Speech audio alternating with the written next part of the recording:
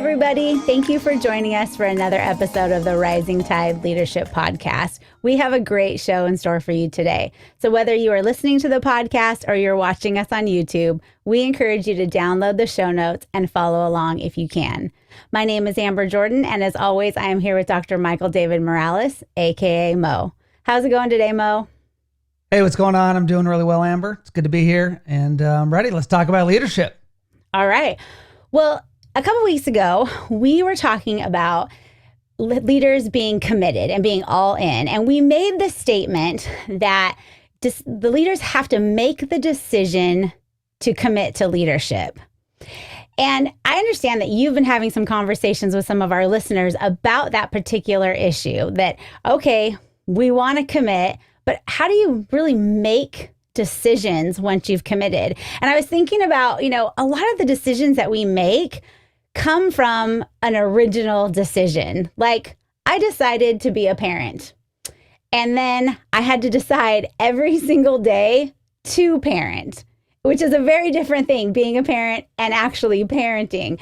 And so I make decisions all the time that are based on that original decision that I'm going to commit to being an active parent and do everything I can to not screw my kids up, right? So I know this is not a parenting podcast, it's a leadership podcast, but I think the correlation is the same, that we have to make a lot of decisions based on that original decision to commit. But you've been talking to people that are a little bit frustrated. Well, then how do I do that? How do I make decisions? So talk to us a little bit about that frustration they're encountering.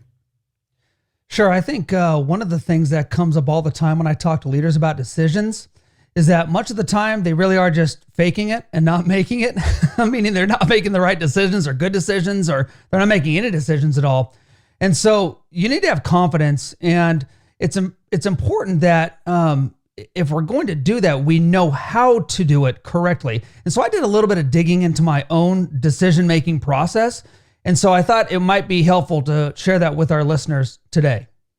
You have a decision-making process. That doesn't surprise me. Mr. Intentionality, everybody. You know it. I think we think a lot about the decisions we're trying to make, but I don't know that very many of us have an actual decision-making process. So today we're going to talk about the fact that leaders are decisive. So I'm sure your decision-making process has at least 3 steps that we all need to do. Always. So can you tell us, what is the first step that leaders need to take to make really good decisions? Yeah, the first thing that leaders do is they do this. Leaders utilize resources. And now when I talk about resources, it might be a little bit different than what you've heard about resources, or even kind of what we've talked about in terms of resources in other podcasts. But the resources I'm talking today are people. And people fall into pretty much a couple categories for leadership. The first are who you follow. Who are the people that you look to, the men and women that you want to be like? And secondly is who is following you, right? Because you're not a leader if nobody's following you. So these are the most valuable resources around us. I often ask people this question: who are the 3 most successful people that you know personally? And I'll bet that when you talk to them, you learn something new, right? Because those people have gone further than we have, and they know what to do, and they're successful. And so when I see successful people, I inquire. And if you've ever seen the movie The Pursuit of Happiness with Will Smith, in fact, you need to put that on your viewing list. If you haven't seen that movie, put it on your viewing list for this weekend. It's a great movie, and there's so many lessons to learn, and they're just not even just about leadership, but life. But Chris Gardner, played by Will Smith, is walking down the street in one of the scenes, and he's in New York City, and he sees this really young, cool guy pull up in a really nice car, and he gets out, and Chris says the following to this guy. He says, "Man, I have 2 questions for you. What do you do, and how do you do it?" To which the guy responds as he points up to the New York Stock Exchange building. He just says, "I'm a stockbroker." But that's not the best part, and that's not the lesson. And as you know, I love the lesson, and I'm always looking for the lesson. Chris then responds to the stockbroker, and he says, "Stockbroker, you probably had to go to college for that, huh?" And the guy's response to Gardner is awesome. He says, "Well, you don't have to be. You just have to be good with numbers, and you have to be good with people." And holy cow, if that's not like the best leadership lesson in a movie, I don't know what is. Because the answer to every question when a leader talks to me about what it takes to be successful is very similar. It always comes back to a couple things. Like the stockbroker said, you always have to be good at whatever you're doing, meaning the industry that you're in. Stockbroker, grocery clerk, carpenter, TV repairman, whatever. You have to get good at your craft. But then comes the difficult part. If you want to be a leader, you have to be good with people. There is no great leader that is not great with people. If I were to ask you in our audience today, how do people view you, then we'd be able to understand really fast your effectiveness as a leader, because your people have to like you. And they don't need to love you, but they can't hate you, because, for them, they have to want to follow you. And of course, you want your people to respect you and say, well, Mo, my people don't like me, but they respect me. Well, yeah, but if you want to be a great leader, you need to become a people person, because here it is. There are people that you see every day, your employees, your followers, anybody else that relies on you to be effective. And there's no way that you can be effective as a decision maker if you don't have the right people around you. And if your people dislike you so much that they don't even want to give you the information that you need, for instance, then there's no way that you're going to make quality decisions, and you're not going to help your company, and you're not going to help your team, and you're not going to help yourself. Well, that's what Dale Carnegie talked about in How to Win Friends and Influence People, which we've mentioned a lot on this podcast. That's right. But he right. tells the story about Charles Schwab and how he really attributed much of his success to his, what he called the $1 million smile. That's his right. personality and his charm and everything was so important to his success, so key to him being successful, because he was so good with people. But he absolutely attributed it most to his captivating smile. Well, that's right. And we could all learn a lesson or two from that book, right? That's why we always mention it. So here's the question for people today. Do you involve your followers in the decision-making process? And did you know that employees, when they're asked to be a part of the decision-making process, they're just happier overall. And they become better workers. All they want to do is be a part of the decision-making process. When is the last time that you asked somebody for their opinion or to help you tackle a problem?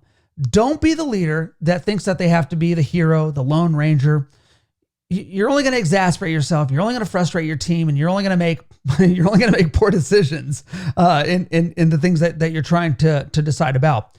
And so, utilizing knowledge and expertise that's around you every day, whatever it is that those people can give you, and the advice for in or outside of work, employees, coworkers, the people you see all the time around you, that's what's going to make you stand out as a leader.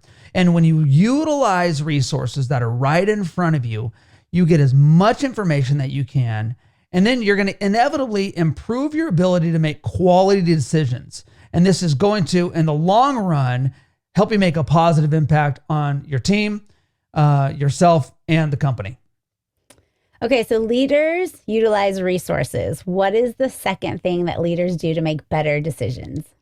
The second thing is this. Leaders utilize schedules. And so one of the things that I've learned over the years from John Maxwell is he says this, that time cannot be managed. It can only be controlled in the way that you do things within your priority set. And so it doesn't matter how shrewd you are, you're only going to have a certain amount of hours, minutes, seconds in a day. And so if that's the case, we have to approach our schedules with this in mind. And remember, if you can't manage time and you can only manage yourself, and leaders, you have to manage your priorities, then my encouragement to you is that you need to be better at figuring out what your priorities are. And so, Amber, we kind of had a 3-step process for you in this whole scheduling part of the process. Take us through those 3 steps and how we really changed the way that you viewed your schedule in the past couple of years.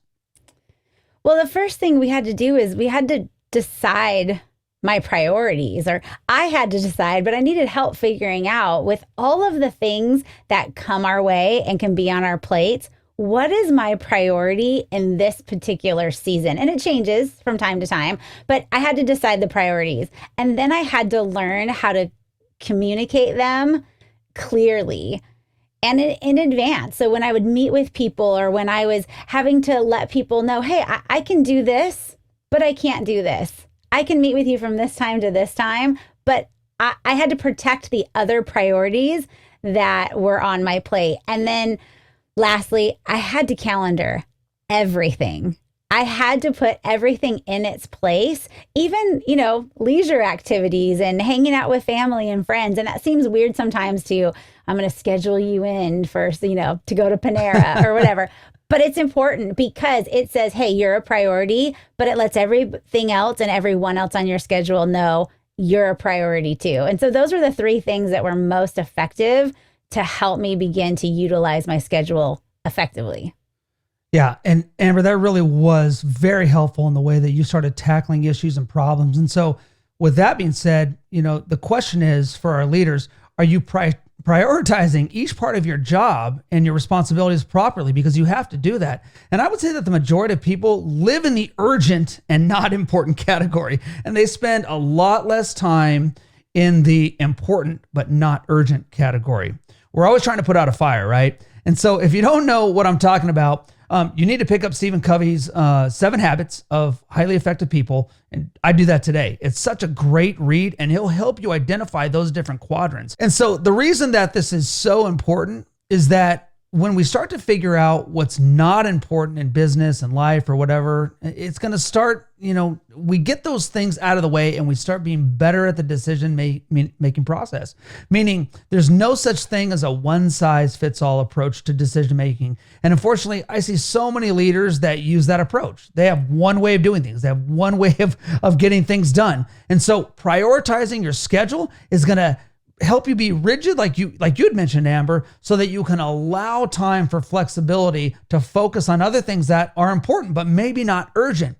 So when each instance arises, then you're ready to make a decision on any decision point that you have. And so it's going to allow you to evaluate properly the response that you have to give to that specific decision. Not just because this is the way that I know how to do things, but you're going to learn different ways to add to your process. So again, the question for our leaders would be this: on a scale of 1 to 10, how good are you at evaluating within the decision-making process that you have right now? So leaders utilize resources, leaders utilize schedules. So what is the third and final thing that leaders can utilize to help in their decision-making process? Yeah, this is my favorite one right here. And Amber, you know this because I love it.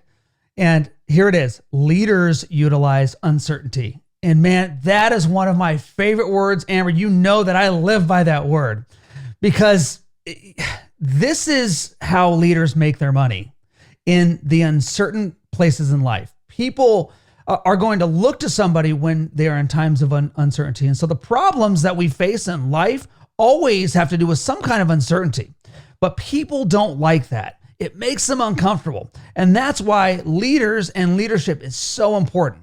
Leaders thrive on uncertainty. And don't mistake me when I say that. They don't just deal with uncertainty. We thrive on uncertainty because it creates opportunity.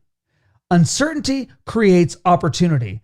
And it creates the opportunity to make a positive impact on the people that you are leading. So, Amber, talk to me just a little bit about uncertainty and how we kind of started talking about that and how it changed you in the decision-making process over the past couple of years. Yes, well, I did not love uncertainty. I can't say that I love it now, but I definitely am a lot more comfortable with it. And, to go back to the thing I said in the beginning about parenting, I didn't know what to do as a young parent. I don't know what to do as an old parent, to be honest. There are things every day that, again, we're making decisions on that I'm not sure. But I learned that there are people that do know or people that can help. And so when I'm facing something that's new for us, I look around at parents that have already done it or I think are doing well. And I ask myself, what would they do? Or I ask them, what did you do? And, Andy Stanley, a leader that we both love, he says the same thing about the leadership process, that when he's in a situation as a leader, and he's not exactly sure what to do, there's a high level of uncertainty, he asks himself the question, what would a great leader do? And I just think that's so helpful. And so asking ourselves, okay, what if I were a great leader, and I'm learning to be, what would a great leader do if they were in my exact same situation? Yeah. And I heard a speaker one time say that leaders don't have the luxury of living with analysis paralysis. We have to make decisions. And that's what he was talking about, because it's absolutely pertinent to everything that you do. People are going to wait to see what you do. And leaders often make decisions. They don't make them in time.